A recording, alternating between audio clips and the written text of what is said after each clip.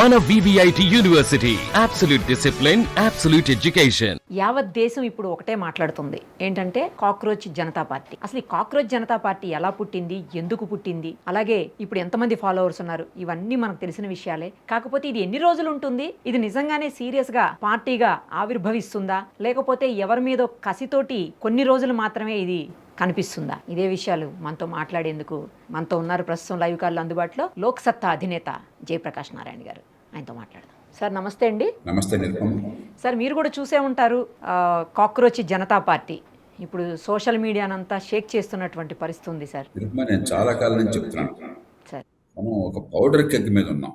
సమాజంలో ఆశలేమో ఆధునిక యుగంలో ఈ టెలివిజన్ 24 అవర్స్ ఉండటం చేత, మొబైల్ ఫోన్స్, మిగతా ఈ సోషల్ మీడియా ఉండటం చేత ఆశలేమో ఆకాశాన్ని అంటుతున్నాయి, అవకాశాలేమో అందరికీ అందట్లా. ఎందుకంటే ఆర్థిక ప్రగతి జరుగుతుంది, ఇంకా పెంచాలి, కానీ జరిగే ప్రగతి ఫలితాలు ఎక్కువ మందికి సరిగ్గా అందట్లా. దాంతో కసి పేరుకుంటాం. అందుకనే ఇంక్లూజివ్ గ్రోత్ కావాలి అంటే సమాజంలో సంపద సృష్టిలో అందరినీ భాగస్వాములు చేయకపోతే అటు రాజకీయ అస్థిరత వస్తుంది. దానికి చిహ్నం ఈ కాక్రోచ్ జనతా పార్టీ రూపంలో సామాజిక అశాంతి ప్రబలుతుంది. అది కేవలం సోషల్ మీడియాకి పరిమితి కాకుండా రేపు రోడ్ల మీదకి రావచ్చు. మూడోది, కాలక్రమేణా ఆర్థిక వ్యవస్థ కూడా స్తంభించిపోతుంది. అంచేత ఇంక్లూజివ్ ఎకనామిక్ గ్రోత్ కావాలి, ఇంక్లూజివ్ సస్టైన్. మీతో ఇంటర్వ్యూలో కూడా చాలా సందర్భాలు నేను చెప్పాను. ఏమిటి ఇంక్లూజివ్ అంటే, మంచి ప్రమాణాల చదువు లేకుండా ఉత్తిత చదువులు అందిస్తున్నారు. వీళ్ళు చాలా మంది డిగ్రీలు ఉంటాయి. పాపం వాళ్ళు ఏ పాపం వాళ్ళ తప్పు కాదు, కానీ డిగ్రీ కాగితం మొక్కంత విలువ కూడా లేదు. అది ఒత్తి కాగితం తప్ప దానికి ఏం ప్రయోజనం లేకుండా, అంటే పరిజ్ఞానం లేకుండా, నైపుణ్యం లేకుండా మీకు డిగ్రీ కాగితాలు ఇచ్చి 10th క్లాస్లో పాస్ చేయించి 99% మందిని పాస్ చేయించి 99% మార్కులు ఇచ్చి ఎందుకు ఏ రకంగా తయారు చేస్తున్నాం? మార్కెట్లో పనికి రాకుండా తయారు చేస్తాం. రెండోది, మంచి ఆరోగ్య వ్యవస్థ. ఆరోగ్యం ఉంటే ఉత్పాదకత ఉంటుంది, ఉత్పాదకత ఉంటే ఆదాయం ఉంటుంది. మనం ఉన్న పరిధిలో మంచి ఆరోగ్య వ్యవస్థ అందరి ఏర్పాటు ఇంకా జరగలేదు ఈ దేశంలో. మూడోది, అంత మహానగరాల చుట్టే రాజ్యం తిరుగుతుంది. హైదరాబాదు, ముంబై, చెన్నై, బెంగళూరు, ఢిల్లీ తప్ప మరి పల్లెటూరులో ఉన్నవాళ్ళు, చిన్న ఉన్న వాళ్ళకి భవిష్యత్తు అక్కర్లేదు. హైదరాబాద్ ఇప్పటికీ హైదరాబాద్ నరకంగా ఉంటే ట్రాఫిక్ కానీ, పొల్యూషన్ కానీ, లేకపోతే పేదల జీవన ప్రమాణాలు కానీ, ఎక్కడికక్కడ చిన్న పట్టణాలు పెరగాలి. చిన్న వృత్తుల్లోకి వచ్చేవాళ్ళు సంఘటిత రంగంలోకి రావాలి. అసంఘటిత రంగం సంఘటిత రంగంలోకి వెళ్ళాలి. నెల జీతం, ఉద్యోగ భద్రత కావాలి. చట్టబద్ధ పాలన కొంతైనా ఉండాలి. కనీసం నేను సంపాదించుకుంటే, కష్టపడితే నాకు భరోసా ఉంటుందని చెప్పని. అర్బన్ హౌసింగ్ కావాలి, పట్టణ ప్రాంతాల్లో ఇళ్ల నిర్మాణం కావాలి. ఇవన్నీ కావాలంటే ఇందాక చర్చించుకున్న వేరే ఇంటర్వ్యూలో ఆర్థిక క్రమశిక్షణ కావాలి, వనరులను సద్వినియోగం చేయాలి. జీడీపీ పెరగడం అవసరం, దానిలో అనుమానం లేదు. మనకేమవుతుంది, దేశంలో 2 రకాల రాజకీయం నడుస్తుంది. జాతీయ స్థాయిలో అధికారంలో ఉన్న పార్టీ, మరికొన్ని పార్టీలేమో జీడీపీ పెరగాల, మంచిది, నేను పూర్తిగా దానికి అనుకోను. జీడీపీ పెరగకుండా దేశం సర్వనాశనం అవుతుంది. కానీ ఈ పెరిగే జీడీపీ ఫలితాలు అందరికీ అందాలంటే ఇంక్లూజివ్ గ్రోత్ కావాలనే విషయంలో చర్చ జరగట్లా. సరే, ప్రతిపక్షాలు ఏమిటి, అన్ని ఉచితంగా ఇవ్వాలా, ప్రజల్లో కష్టం ఉంది కాబట్టి. అంతేగాని జీడీపీ పెరగాలనుకోవట్లా. 2 పక్కలా కూడా తప్పులు చేస్తున్నారు. ప్రతిపక్షంలో ఉన్న వాళ్ళు ఆర్థిక ప్రగతి కావాలి, ప్రగతి ఫలాలు అందరికీ అందే వ్యవస్థ కావాలి, ఉత్పాదకత పెరగాలి, సంపాదించే నైపుణ్యం అందరికీ రావాలని చెప్పిన వాళ్ళు పోరాడాలి. అధికారంలో ఉన్నవాళ్ళు జీడీపీ పెరగడం మంచిదే, అది చాలదు, ప్రజల్లో ముఖ్యంగా యువతలో అశాంతి ఉన్నది, వాళ్ళ నైపుణ్యాన్ని పెంచి సంపాదించే శక్తినిచ్చి ఈ ప్రగతి ఫలాలు వాళ్ళకి అందే ఏర్పాటు చేయాలని చెప్పిన అక్కడి నుంచి కావాలి. ఆ రకంగా దారితీస్తే సంతోషం.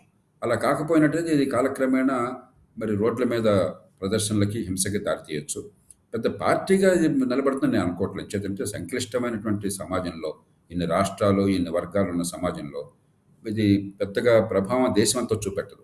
కానీ అశాంతికి వెళ్లే ప్రమాదం. రాజకీయ పార్టీలు దీన్ని సరిగ్గా స్పందించకపోతే, నిర్మాణాత్మకంగా స్పందించకపోతే, దీన్ని అశ్రద్ధ చేస్తే యువతలో నిజమైన అశాంతి ఉన్నది. దానిలో అనుమానం లేదు. దానికి కొన్ని కారణాలు ఉన్నాయి, దానిలో అనుమానం లేదు. అభివృద్ధి నమూనాని మరింత విస్తరించాలి. అది ఆ పాఠం నేర్చుకుని ఆ ప్రకారం అడుగులేస్తే మంచిది. అదే సమయంలో యువతకు మనం చెప్పాల్సింది ఏంటంటే, మీడియా ద్వారా కానీ, లేకపోతే పార్టీలు కానీ, చట్టసభల్లో కానీ, బహిరంగ చర్చలో కానీ అద్భుతాలు ఒక్కరోజు జరగవు. ఇదేది సినిమా సీన్ కాదు. ఒక సీన్ మారగానే, ఒక పాట రాగానే అద్భుతం జరిగిపోతుంది. ఇప్పటిదాకా కటిక దారిద్ర్యం ఉంటే రేపు పొద్దున ఇప్పుడు కృష్ణుడు కుచోళ్ళుడికి ఎలా అనగానే కుచోళ్ళు సంపన్నుడు అయిపోయాడు. అలా జరగదు లైఫ్లో. ఎప్పుడు పునాదులు గట్టిగా ఉండాలి, మనం కష్టపడాలి. కానీ దీర్ఘకాలంలో కష్టపడితే భవిష్యత్తు బాగుంటుందని విశ్వాసం కలిగే రోడ్ మ్యాప్ని మనం కోరాలి. కానీ ఒక మ్యాజిక్ మిరకిల్స్ని కోరితే ప్రమాదం అవుతుంది. కాబట్టి నాయకత్వాలు ప్రతిపక్షాల్లో ఉన్న, అధికార పార్టీల్లో ఉన్న, లేకపోతే మీడియాలో ఉన్న, మేధా సంపత్తి ఉన్న వాళ్ళైనా కూడా నిజాయితీగా చెప్పాలి. సంపద సృష్టి కావాలి, అది కావాలంటే నైపుణ్యం కావాలి, అది కావాలంటే పెట్టుబడులు కావాలి, మౌలిక సదుపాయాలు కావాలి, కష్టపడే తత్వం కావాలి, దాని నుంచి సంపద రావాలి, పొదుపుతనం కావాలి. అంతేగాని మిరకిల్స్ రావు. అంటే ఇంక్లూజివ్ గ్రోత్, కొంచెం పేషెన్స్ ఉండేట్టుగా ఒక రోడ్ మ్యాప్ చూపెట్టి ఆశ చల్లారిపోకుండా ఒక ఒక మార్గం చూపెడితే ఖచ్చితంగా ప్రజలు దాన్ని అందుకుంటారు.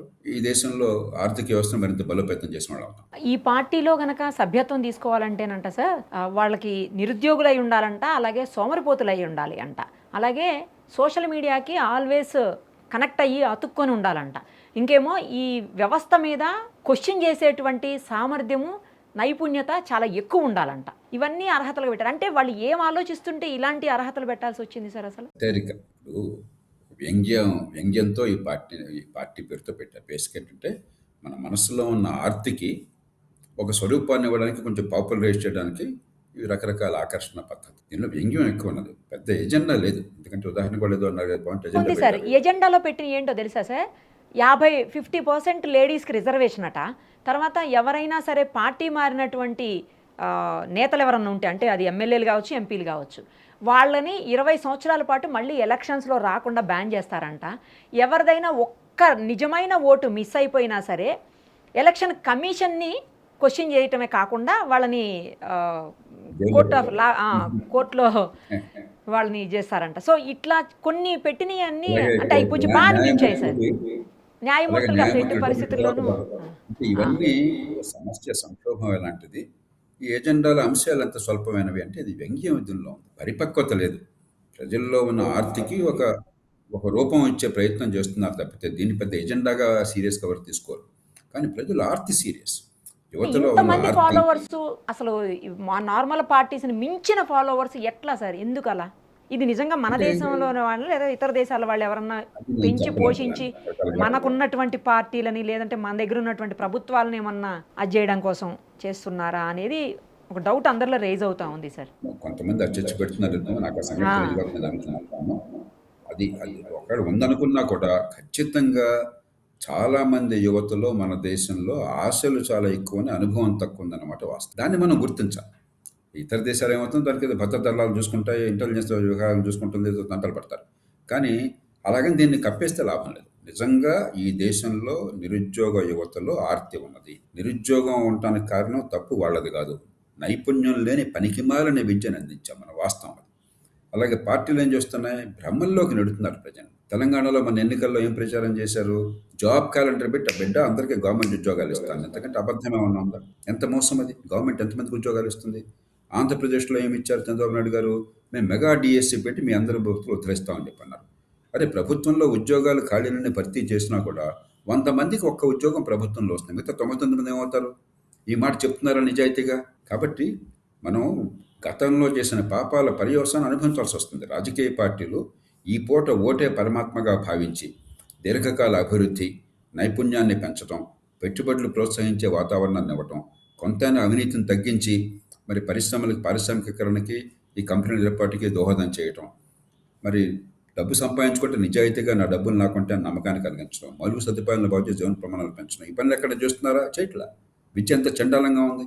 విద్య లేకుండా ఆధునిక యుగంలో ఉపాధి సాధ్యమా? మీరు ఏ కుటుంబమైనా చూడండి, మీ కుటుంబం నా కుటుంబంతో సహా గత 30-40 ఏళ్ళలో చూడండి, ఏ కుటుంబాలు కాస్త కష్టంలోంచి బాగుపడ్డాయి. మనందరం కష్టంలో బతికినవాళ్ళం. 50 ఏళ్ల క్రితం, 70 ఏళ్ల క్రితం మన కుటుంబాలు అన్నీ కూడా కాస్త కూస్తే కష్టంలో, ఏదో తినడానికి కొంత తప్ప అంతా కష్టంలో ఉన్నవాళ్ళమే. కానీ కాస్త విద్య అంది, కొంచెం క్రమశిక్షణ పాటించి పొదుపరితనాన్ని ఉన్నట్టయితే ఒక దశాబ్ద కాలం, ఒక తరం కాలం అయ్యేసరికి జీవితాలు బాగుపడుతున్నాయి. అంతకుమించి వేరే మార్గం లేదు. ఆ మాట చెప్పకుండా మనం నీకెందుకు బిడ్డ, నీకు గవర్నమెంట్ ఉద్యోగం వచ్చేస్తుంది, పనికి ఏమీ చదువు లేకపోయినా కూడా డిగ్రీ కాగితాలు అందుతాయి, 10th క్లాస్లో 99% పాసు, ఇంటర్మీడియట్లో 96% పాస్ అవడమే కాకుండా ఏమీ తెలియకపోయినా మార్కులు 1000కి 990 మార్కులు వస్తాయి. ఇలాంటి ఒక వికృతమైన వ్యవస్థ నిర్మాణం చేసి ప్రజలు ఊహలాకులను నెట్టేశాం. దాని పర్యవసానం ఇది. కాబట్టి ఇప్పుడు ఈ ఇష్యూ ఏంటంటే, నిజాయితీగా ఇంక్లూజివ్ గ్రోత్ కోసం మంచి నైపుణ్యం వచ్చే విద్య అందించడం ఎట్లాగా, ఉపాధి కలిగించేందుకు లేబర్ ఇంటెన్సివ్ ఇండస్ట్రీ రావటం ఎట్లాగా, దాన్ని రాకుండా తగలబెట్టాం. ఉదాహరణకు చిన్న ఉదాహరణ చెప్తాను మీకు. చైనా మనకంటే చాలా సంపన్న దేశం, మనకంటే 5 రెట్లు తలసరి ఆదాయం మన దేశం. అందరికీ అనుమానం లేదు దానిలో. నేనేమి మన అవమానించాలని చెప్పట్లా, వాస్తవాలుగా తీసుకోవాలి.